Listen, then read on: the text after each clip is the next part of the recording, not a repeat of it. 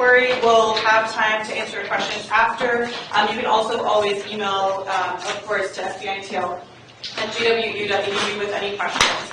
And also, just as a note, this session is being recorded. So for any of your friends that couldn't make it today because of class, feel free to let them know that our recording will be up on the website, hopefully either tomorrow or in the next couple of days. So, with that, I did want to just give a couple of reminders of so I just went over the agenda. I did want to give a couple of reminders of why to study abroad. And of course, you all are here because you're interested, so I feel like I don't have to give as much of a pitch. But I did just want to go over some reminders of why it's a benefit to study away. So first, you get exposure to new regions and sectors. So some of you might be, switching into a new sector. These programs are a great way to do that. You can also access new topics of study. So study away programs are a great way for you to explore a new topic that's outside of the core topic of your degree program. You can also enhance skills, so whether that's adaptability, cross-cultural skills. In some of our programs that are project-based, you might be able to hone, consulting skills, team skills, those sort of things. So all these skill sets that you're honing, you would be able to talk to employers about, for example. And then in terms of your network, you're able to develop your network not just with GW School of Business students, but also from students around the world with our partners, university-led programs. We have students from other top business schools here in the US, but also around the world that you'd be able to interact with. And then we have all of our programs that are offered during breaks, so outside of the academic calendar, so that helps you to advance more quickly in your degree completion. And then lastly, I did want to highlight we do have scholarship funding available. So we give 5 scholarships in the winter and 5 scholarships in the spring at $1,250 each. And we also offer a blog scholarship for the winter and the spring, which is at $1,500. So to apply for, yes, go ahead. If you have already received one of those scholarships, you can't get another one, is that correct? That's correct, yes. And if you've gotten, can you do the blog one, or is that all encompassing? The blog is separate, so you can apply to the blog one. Okay, that's a good question. So you can apply to those on the online application. All right, so with that, I'm going to go ahead and transition to our first presentation, which is via WebEx. So Professor Linda Maddox is going to be joining us from Paris, actually. Linda, if you can hear us, could you please introduce yourself? Yes, hi everybody. Bonjour from Paris. Can you all hear me? Yes. Oh, great. It looks like there's a good crowd turnout there, and I can say that I'm only half sorry that I'm not joining you today. I can't say that I am not enjoying Paris. I want to talk to you tonight and switch from French to Thai. So, sawadee everybody, which is hello in Thai. And I want to tell you a little bit about the Thai program and hopefully interest a lot of you in doing it. The Thai program is something that I've been wanting to do for a long time, and I finally got the opportunity thanks to interest and collaboration from some of our alums. So my philosophy on study abroad is that they should do 2 things. One, they should be in a great place, and secondly, they should be a great learning experience. And so I like to do consulting practicums or real-world experiential learning when I do a spiritual study abroad. And this time we're lucky enough to be working with an alum that I have known for my entire career. She was actually my very first marketing class as an undergraduate. She's now the EO emeritus of her family firm in Bangkok, and her firm develops kitchen projects for top endeavors in Bangkok food tourism.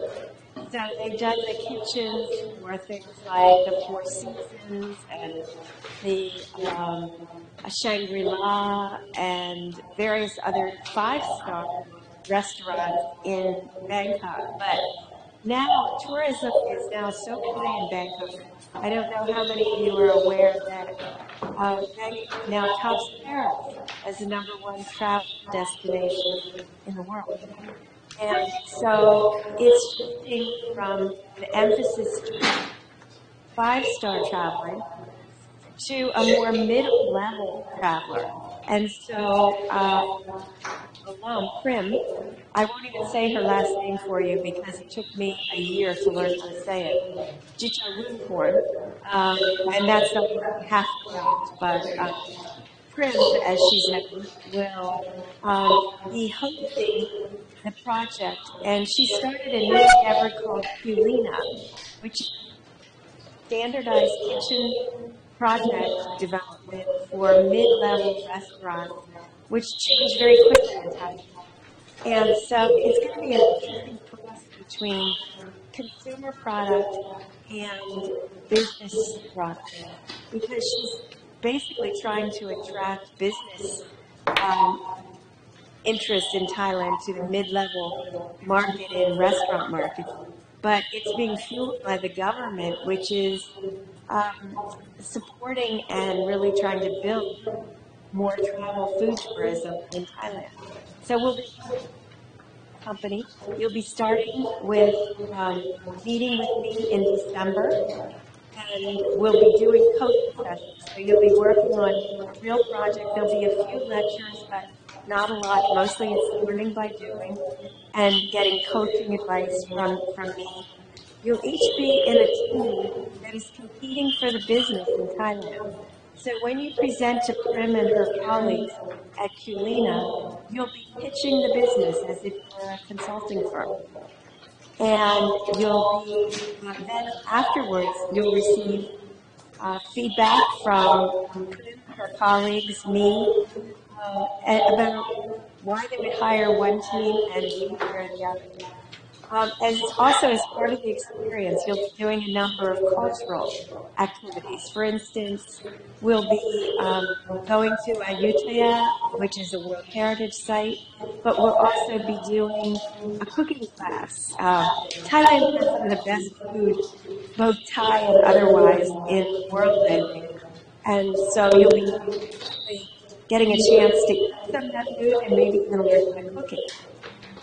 We'll also be visiting a number of sites that, for instance, Swatch, the luxury division of Swatch, which is very big in Thailand.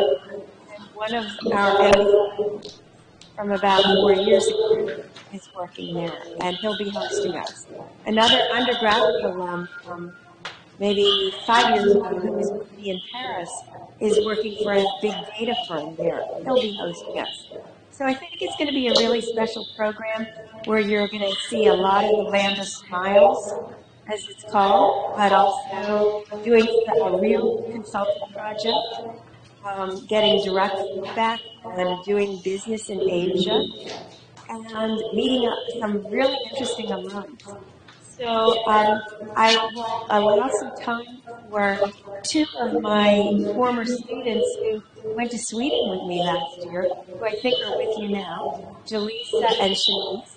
So I'm going to allow them some time to give you a little bit of insight into what it's like to go on a study abroad program with me in particular, and then I'll be glad to answer any questions that you have. So thank you for listening to me from Paris.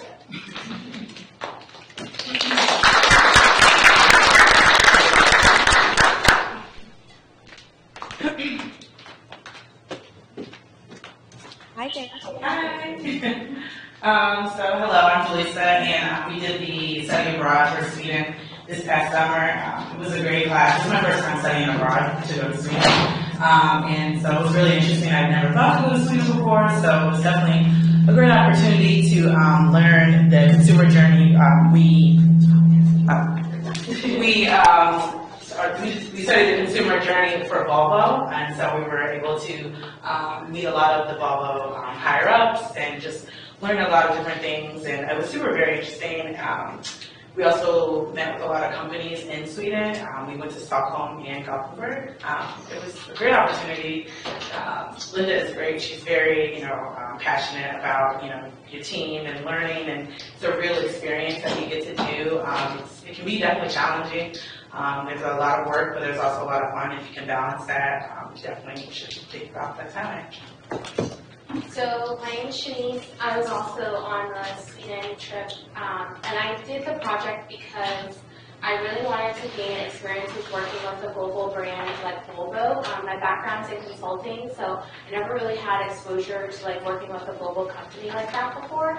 And I will say that the experience was really rewarding. I mean, it's extremely challenging. You will develop the best presentation possible in your life, and Professor Maddox will tell you that it's not quite there yet. And you will be extremely frustrated, but when you present to the clients, you'll be so confident in your ability to deliver, and every single person on that team can speak to every single thing in that presentation, and you'll walk away feeling really good about it. We met with a lot of senior people from Volvo, a lot of SVPs, and just like a few months after the project wrapped, we actually saw some of our recommendations being implemented, so that was really cool. The project is really hard because you're working under such aggressive timelines, and you have to rely a lot on your team. It's more of an exercise in teamwork than anything else, and it shows when you present. So if you're up for a challenge, I really recommend taking a study abroad, especially one with Professor Maddox. And while I was there the whole time, I was like, I'm never going to do this again, and I'm considering doing Thailand, so if that speaks to anything, she's amazing, awesome, so I highly recommend it. Thank you so much. So then, I'm so sorry to interrupt, but I think we're actually out of time so we're going to move on to the next program. But if you do have any questions for Professor Maddox or for Jaleesa and for Shanice, Jaleesa and Shanice will be at the reception, so you can talk to them, and then you can always email Professor Maddox. So we're going to go ahead and move on. Email me. I will try to respond. Okay, great. Thank you so much. Thank you. All right. Bye, everybody. Thank you. Bye. Thanks, Linda. You're welcome. All right. So next we have Reed Click with the Rwanda program. So I'm going to go ahead and just put up this slide here.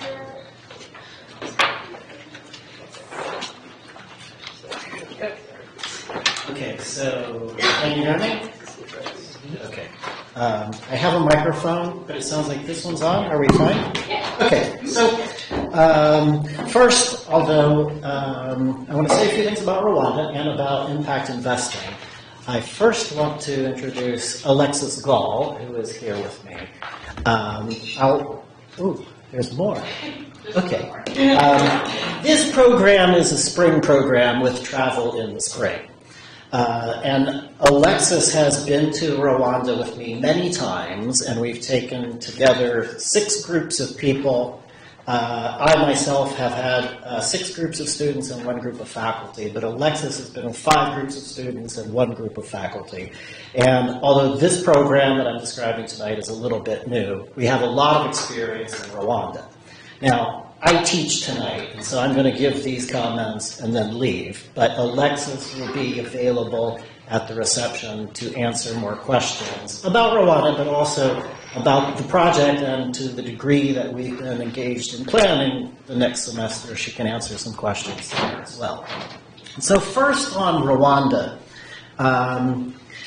The country is small. It's in sub-Saharan Africa. It is beautiful. It is known as the land of 1,000 hills, but it's also famous for the 1994 genocide. But I think more recently and more useful for business school audiences is that the post-genocide period has been generally characterized by a tremendous amount of institution building that has also been fomenting economic growth at one of the highest rates in the world, if not sub-Saharan Africa. So this is a very poor country still, but it has come quite a long ways, certainly since the 1994 genocide. And so we'll talk about that.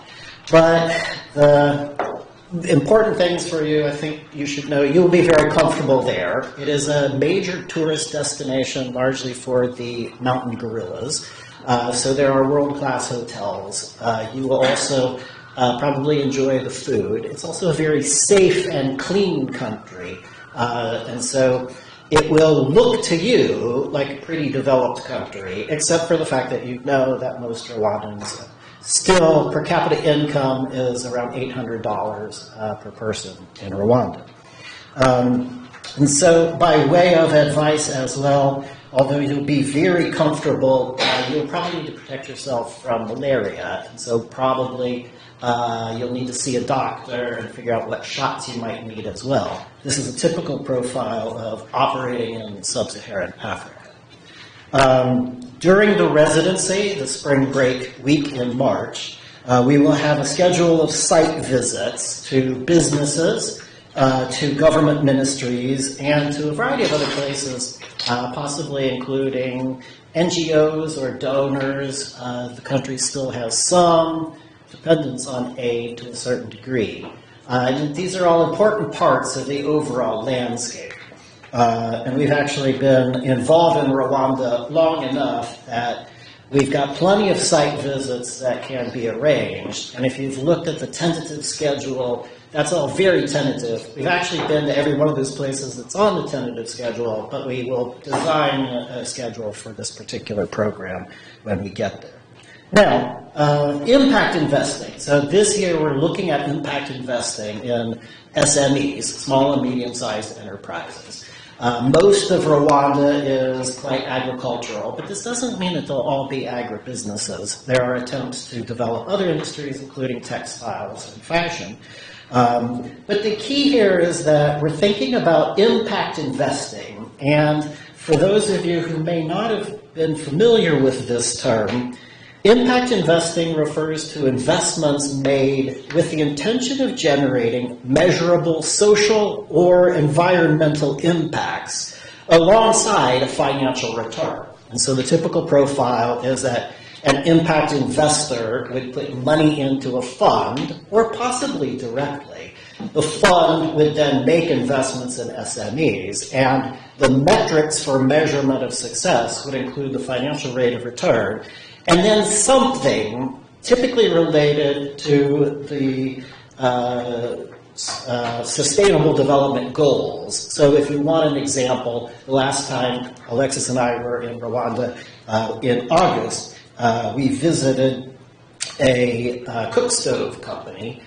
So the goal there is to provide cook stoves to these low-income houses. And as a result, there will be a lot less pollution. But the whole development also involves measuring the amount of pollution, measuring the amount of trees saved because you're burning something else, and then the health benefits associated with not breathing in a lot of pollution. And so that's an example. You'll hear this impact investing referred to using a few different names, but one that I particularly like is patient capital. This is typically a long-term investment, so the investors are not looking for a quick return. There is a commitment of money, usually for a period of 5 to 10 years, and possibly even more, depending on the type of the program. So they are willing to lock up their money, and they may monitor the progress associated with social or environmental metrics, but they wouldn't really know what their rate of return is until the end, when there might be some exit from the firm. This year, we will have 4 class sessions before the trip in March, and 1 class session afterwards. And so the 4 class sessions before going will be designed to brief you thoroughly on Rwanda, brief you on SMEs, largely in Rwanda, and maybe even in agriculture, but we don't quite know what SMEs we'll be working with. But also to sort of train you to critically evaluate SMEs as potential investees. The problem in Rwanda is that a lot of these SMEs are not yet investable. They're just not investor ready. So a key component of this is going to be to figure out what it will take to get them investor ready. And for this, we have a client based here in the United States who is an impact investor, and the client has both the capital side and the foundation side. The foundation will be providing all of the technical assistance. You'll be working with the foundation side, but at the same time with an eye toward establishing this fund. And the last class session after the return is designed to present the SMEs to their investment committee. And so the final presentations will be a few weeks, maybe 1 month after the trip concludes. And so you should think about this as a semester-long course with a really cool trip in the middle. Okay, and so 2 minutes? Okay, 2 minutes for questions, but remember, I'm going to leave and then Alexis can actually mingle with you at the reception. Okay, it looks like no questions. Okay, so I hope to see you all in Kigali.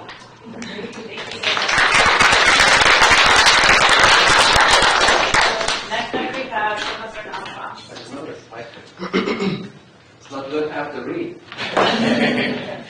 Hi, everybody. So I am. Stop now. Thank you. You're making me very confident. I'm going to take a small group of you to go to Chile. So this is also SME, but we are doing a step after read. So now, interesting. So we are going to quantify the economic and social impact to SMEs, to Chilean SME, to measure how their businesses affect the economy and in the emerging market. So who are these two companies? I have two of them. The first one is DCGO. I don't know how to pronounce it. So that is the promoter in Chile. They bring out the high calibers of the performers to come to their country, and probably are too old to go to attend to those events. They pick me out and go to stay up at 3 o'clock in the morning. So they are interested in the corporate social responsible activities. So we will help them, and I will discuss my projects. And the second one is Casa Donoso. It's a wine company. It's a big wine is a wine company. I guess we don't need to describe what they do. So what is the project is about? The first project for DG is we want to, you have two tasks. The first one, you come in, you do the work, and you identify their work that are related to economic and social impact for the Chilean economy. And after that, the second task is to quantify how those activities are affecting the consumers, the communities, and all the companies along the supply chain. And after that, the ultimate is if they contribute anything, of course they do, the positive economic impact to the Chilean economy.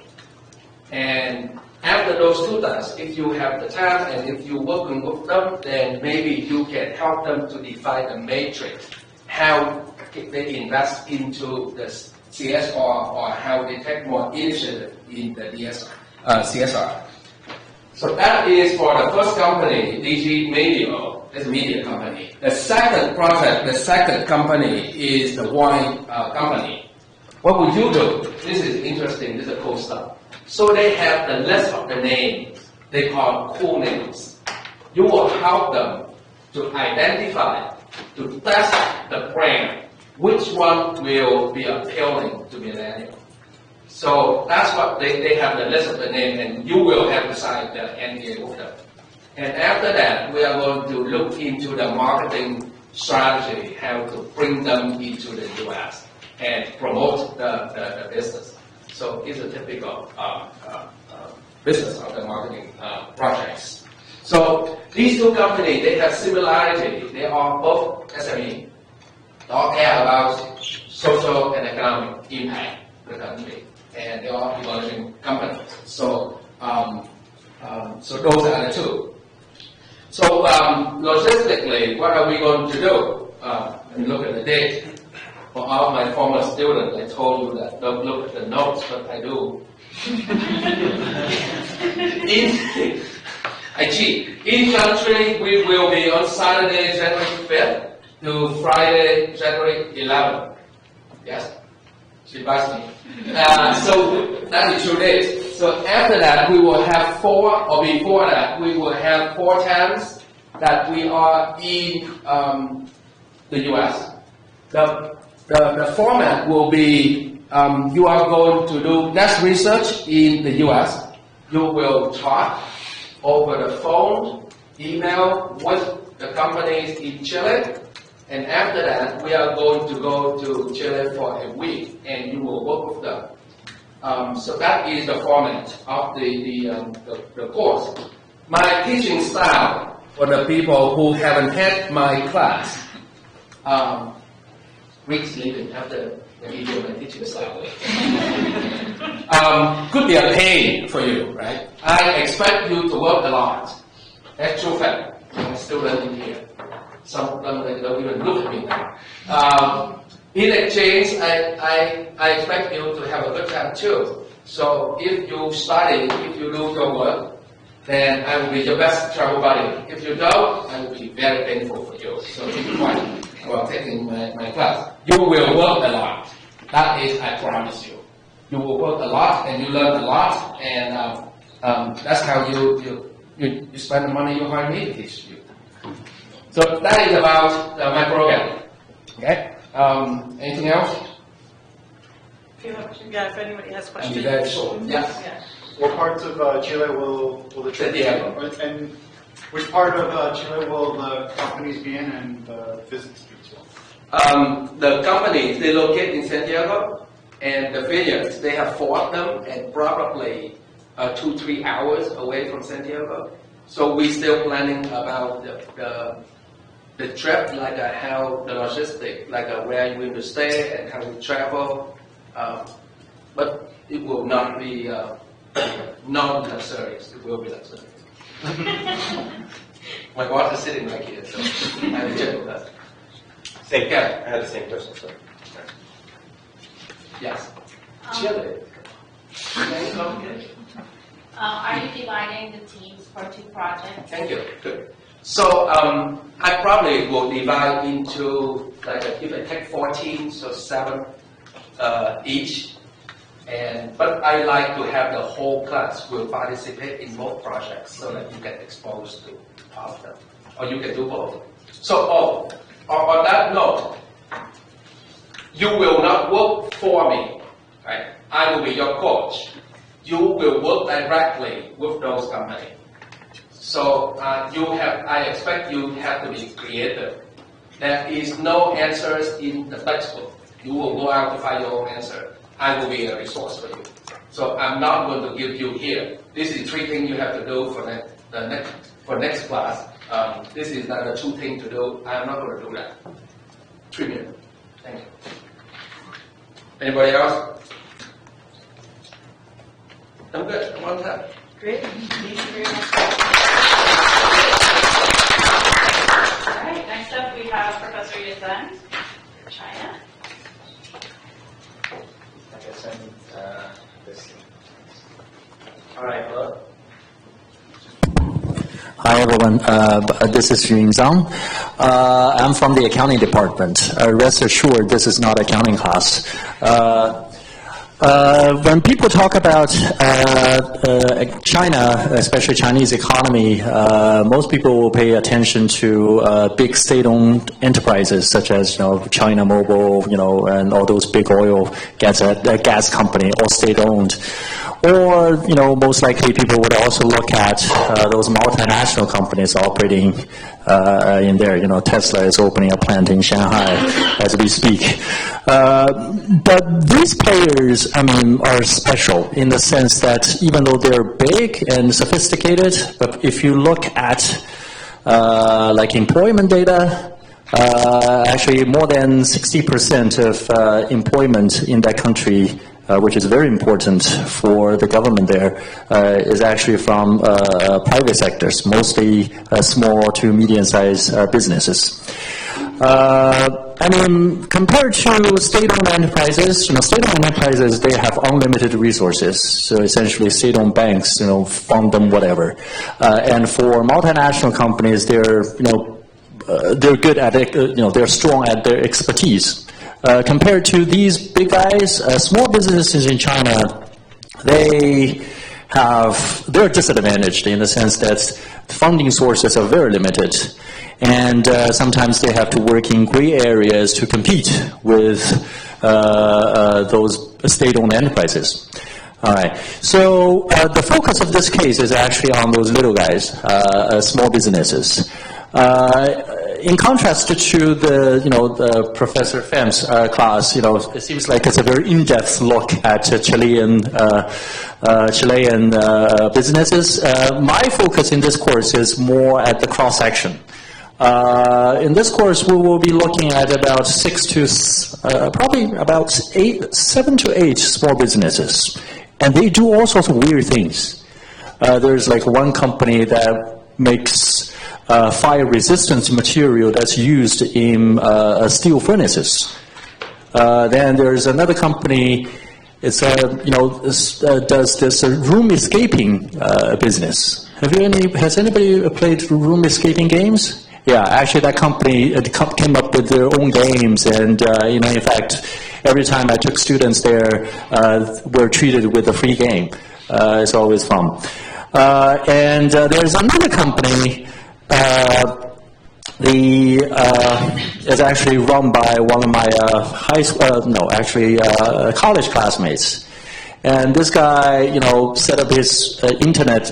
He was like among the first batch of internet entrepreneurs in China. So back in 2001, he had a website selling cosmetics.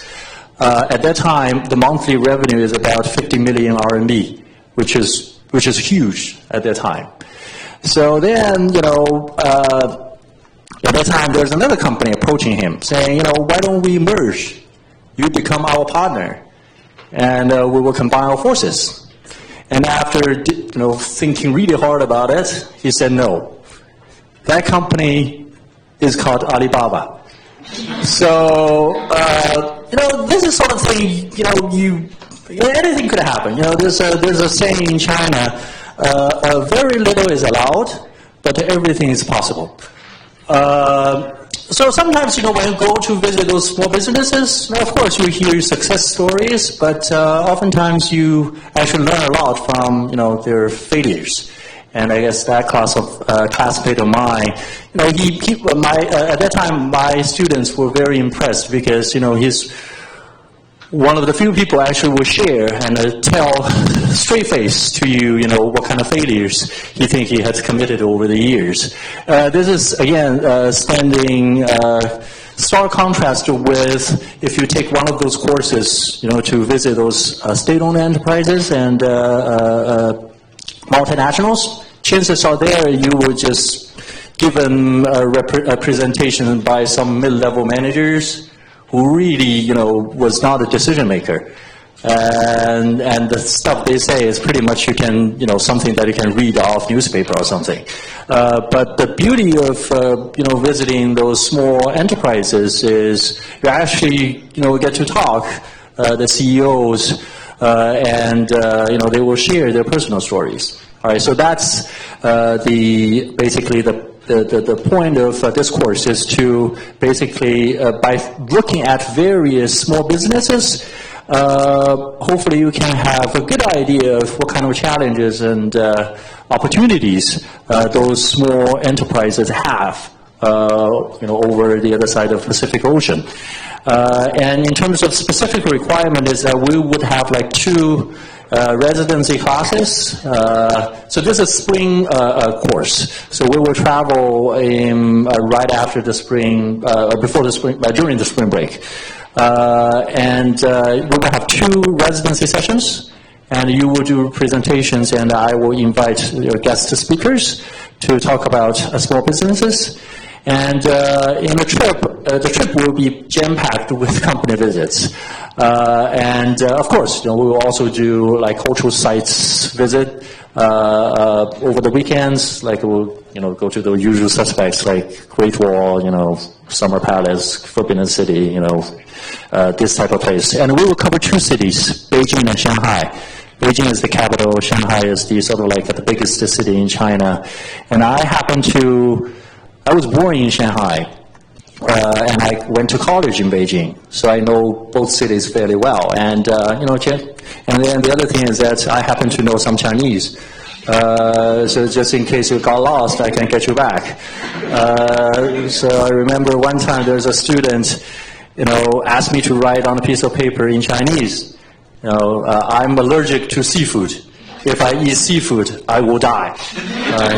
So every time he shows that to waiters and waitresses, he always get a laugh. And of course, as a hindsight, I should have written something else on that piece of paper. So that's something for you to consider. All right. So thanks for your time. Any questions? All right. So. I'm sorry? Where's your student now? Oh. Great, thank you so much.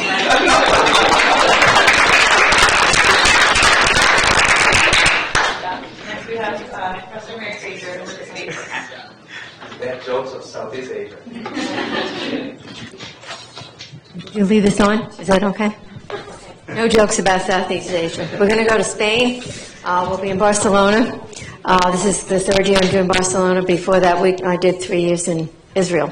And the focus is, you might say, technology. Well, I'm not interested in technology. But it's really the use of technology in startups.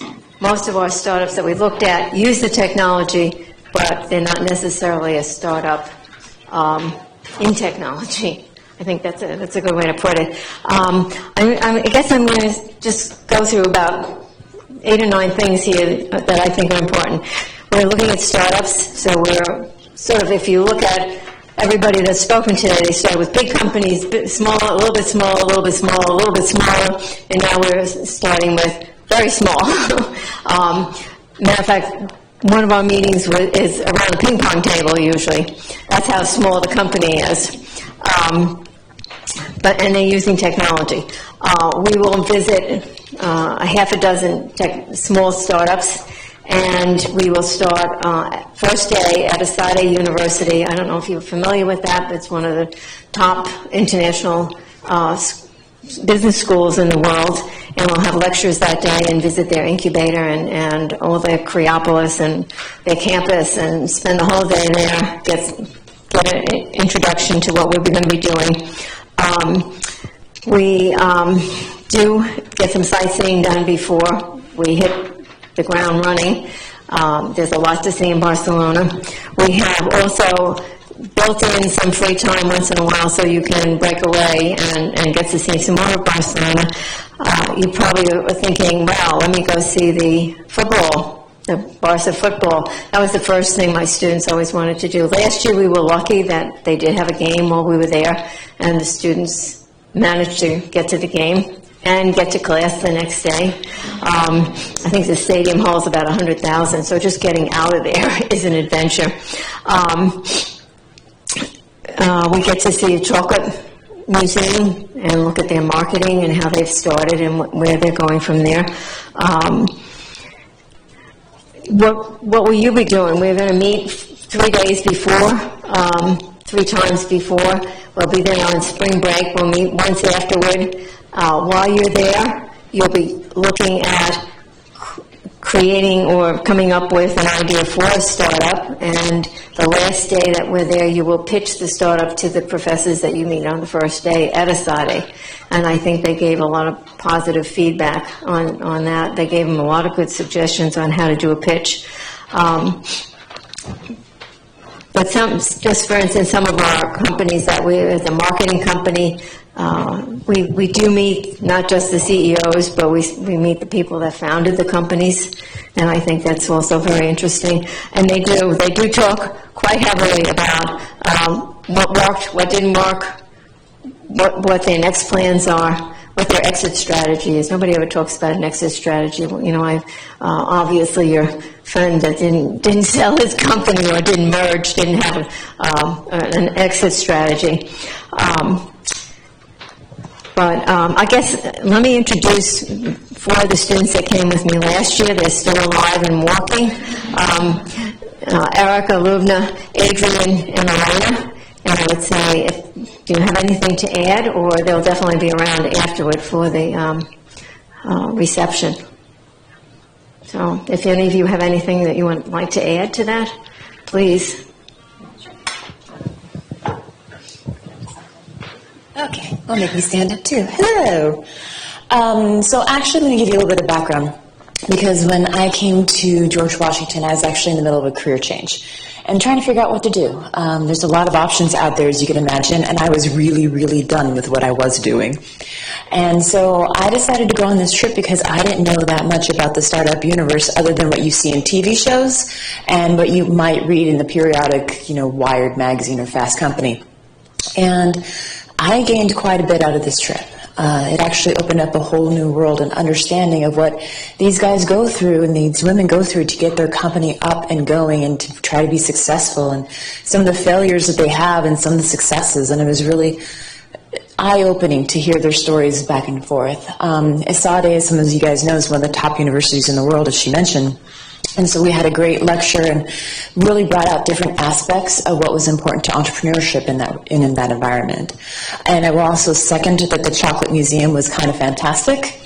And if it hadn't been for all the walking we did in Barcelona, I would have gained weight from that alone. So highly recommend the trip. Hi, I'm Adrian.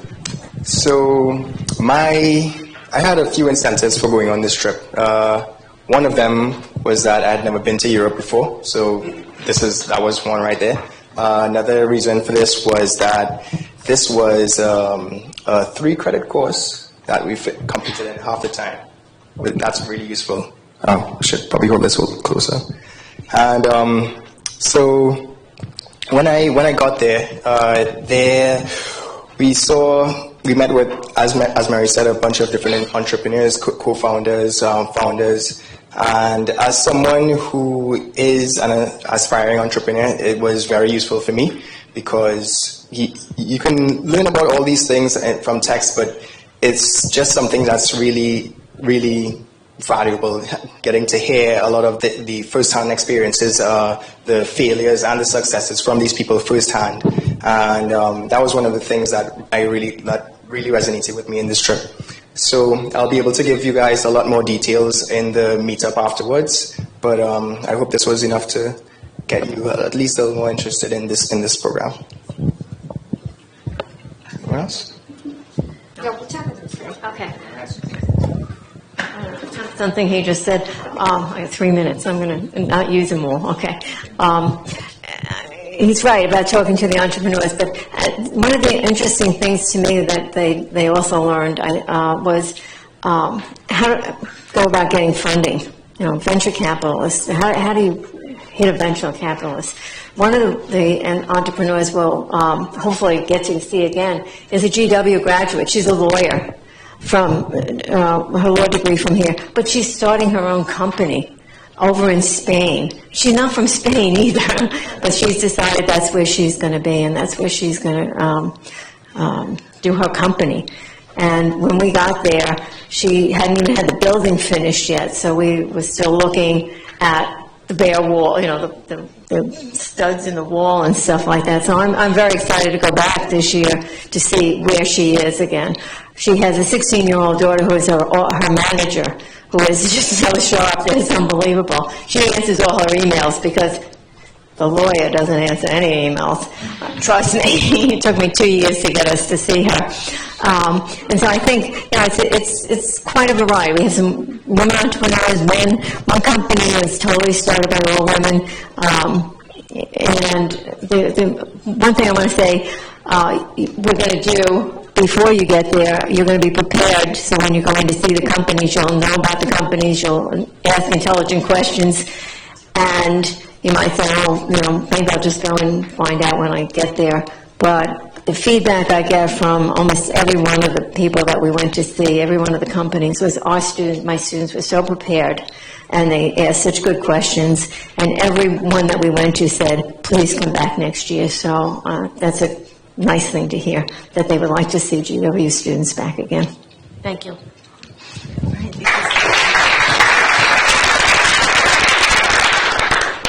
right, everybody. Thank you so much for sharing about your programs. They're all great. So right now, I'm actually going to talk about our short-term exchange programs. In addition to our faculty-led, our partner universities also offer some short-term opportunities. So I'm going to be talking about those. We have 21 partner universities around the world. And in addition to offering long-term, we have 5 short-term exchange opportunities this winter and spring. So these are completely developed and run through our partner universities. They have a mixture of lectures, site visits, and cultural activities. And they're restricted to GWSB graduate students. So just in case there's anybody in the audience from other GW schools, that's something to know. So I'm really going to zip through these quickly since we're running out of time, but I'm going to kind of talk to you a little bit of the highlights of each of the course. More information is on our website. In each of the course titles, you just click in and you'll get all the information you need for the course. So the first winter program is through Melbourne Business School. We have 2 courses, Brand Management and doing Business in Australia through MBS. Just to note, this is only open to MBA students since we have a relationship with MBS, which only offers MBAs. So that's the reason for that. The brand management course is really hands-on. There's a branding challenge that students take part in at the end of each day for that course. Doing Business in Australia looks at different approaches to business, how Australia approaches business differently from other countries, and also looks specifically at sectors like agribusiness, sports management, and tourism. And just another note, there's 1 spot available for each week. You can apply to one, the other, or both. So just let us know in the application which of the courses you would like to apply to. Another winter course is through Grenoble's École de Management, or School of Management. It's Technology Management in a European Business Environment. And this course is in Grenoble itself, which is a technology hub. There's a lot of multinationals like HP, for example. And part of the course focuses on serious games. So you'll take a really in-depth look into serious games. And at the end, you'll actually get a serious games certificate. So that's a neat part of this program. It's also, just as a note, a partnership with Duke and UNC, so there'll be Duke and UNC students attending in addition to GW students. So now we're starting with the spring programs. This is through Agencia Business School, Global Responsibility in the European Context. And this course focuses on corporate social responsibility in France, but also in Europe as a whole. And the course, there's a lot of great site visits. They went to Coca-Cola last year, and they also have a lens on government. So how does government intersect with CSR in companies in the European context? And then IPADE Business School has a course called Mexico as an Emerging Market. IPADE has an amazing alumni network. So they bring in speakers from Walmart, Google, Procter & Gamble, really big multinational companies. And then they also require this program for their first-year MBA students. So you'll get to not only interact with students from all over the world, but also the local students of IPADE, which is pretty great. And then another spring program is through Copenhagen Business School. This is on sustainability in Scandinavia. So there are 2 different options that you can choose. One is sustainable business in the Nordics, and the other is regenerative sustainability. They're happening at the same time, so you would have to choose one or the other, and we have 5 spots available for each course. And I just wanted to point out we have 2 students that participated in the CBS program that are with us, so you'll get a chance to speak with them at the reception to talk to them a little bit more about what their experience was of the program. All right, great. So just to check on time to make sure we're doing okay. All right, we're great. We have 6 minutes. So because you're here, I wanted to do a little short plug for long-term study abroad, which is an option for you. So as I mentioned, we have 21 partners. They offer full semester, but also half semester if you wanted to do, a half semester over there and then come back for, the rest of the semester here at GW. That's also an option. They have hundreds of electives that are not available here at GW, and we depend on their areas of expertise to offer you those electives. So there is an information session related to long-term study abroad coming up on Thursday at 5 o'clock in Duquesne 453. So please come to that if you're interested in our partners. I'll go into each of them more in depth and talk a little bit more about the application process for long-term study abroad. Oh, and one other thing, scholarship funding is available for these programs. It's actually automatic. You don't have to apply like you do for the short-term programs. So it's $2,500 as a tuition award for anybody that confirms their participation in the long-term study abroad. All right, so I just wanted to go over some, nitty-gritty information about the application process so you have it.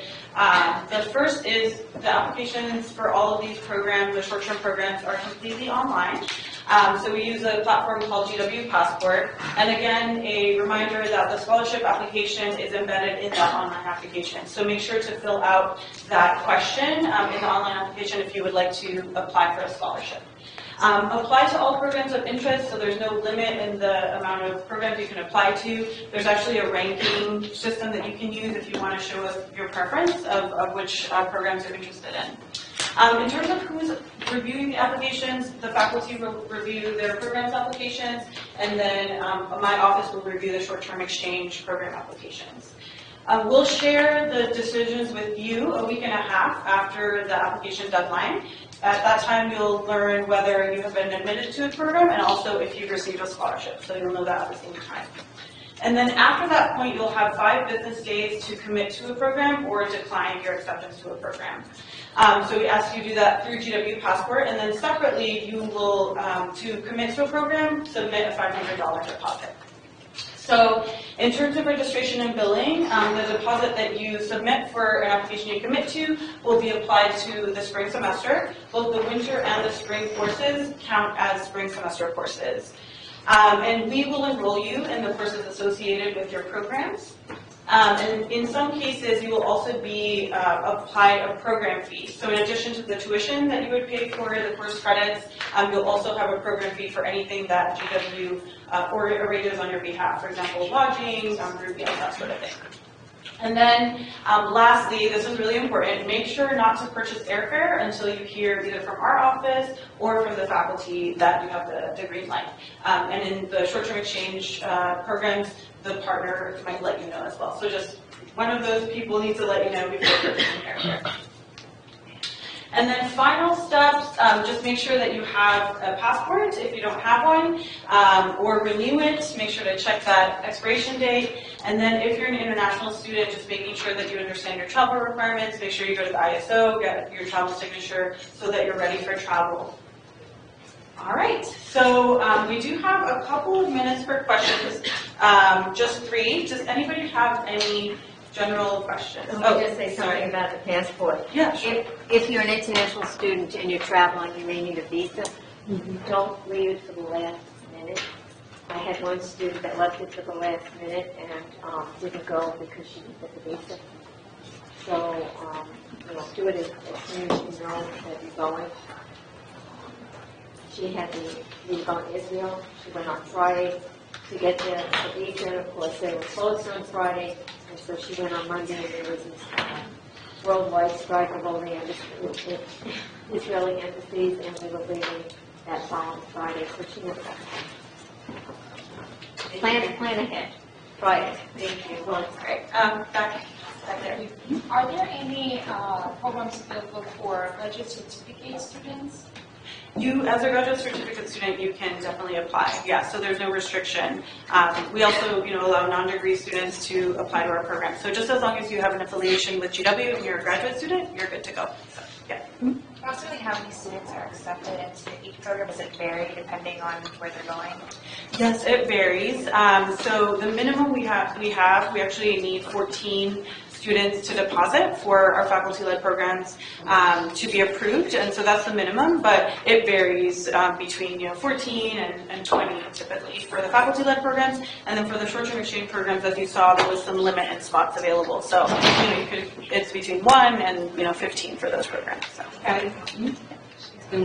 Yeah, sorry. Go ahead. I might have come in a couple minutes late, but was the Bahamas one of the programs that was listed? No, yeah, we didn't have one. Yeah. Yeah. Thank you. Yeah, no problem. 2 questions. If you're accepted to a winter and a spring, are both $500 deposits due at the same time? Yes. They Yes. are. And how, if we're applying to more than one for the same term, do we indicate preference? If you're applying to more than one for the same term, there's a ranking system, so you can rank 1, 2,